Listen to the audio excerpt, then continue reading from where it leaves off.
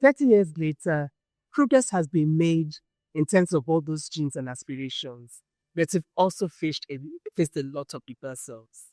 There has been more awareness in many of our communities around the African continent and here in Nigeria about the need to empower women, the need to invest in women, and the need to accept that women are full equal human beings the same way men are. So there's been that general acceptance and awareness. We've also seen a significant number of laws and policies that are meant to uphold the rights and opportunities that women and girls are entitled to. We've seen more women have access to education and training. And in many parts of southern Nigeria, girls are doing so well. They are outperforming boys with schools. And we also have a generation of role models and mentors who are doing well as leaders across sectors in the public service, in the judiciary, in the academia. We have women who have been leading significantly.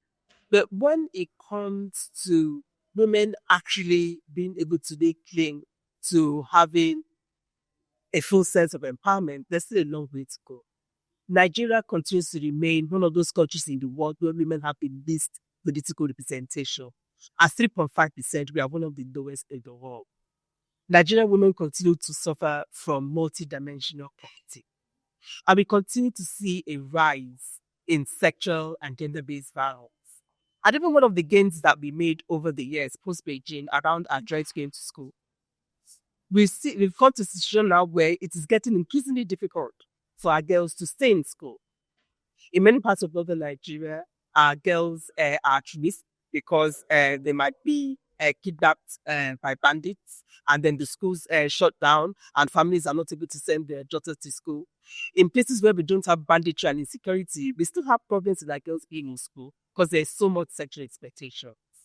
And we have seen a significant rise in the lack of access to a whole range of opportunities for women, which consistently makes them second-class citizens.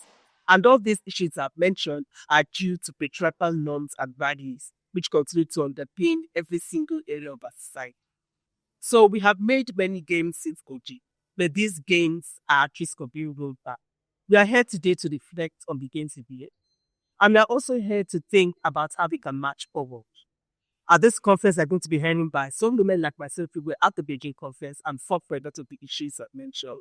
You're also going to be hearing from younger women who right now are in the vanguard of championing a whole range of issues: women's public empowerment, women's political participation, women's health and reproductive rights, women's access to business opportunities, the digital space, and so on. And so we believe that as a women's movement, we need more solidarity. We need to, even if we don't agree on every single thing, we need to agree on the fact that Nigerian women cannot continue to suffer this invasion. And Nigeria as a whole, as a country, we need to be able to make a decision that it is not good for our development, but our development is not possible if we are thinking of doing it without the full and equal participation of women. So what we are talking about is women should be treated more fairly, more equally, and we need more men as allies, because every woman who you abuse, every woman who you deny an opportunity, someone else is going to do the same thing to your sister, your daughter, or your mother. So this is something that concerns each and every one of us.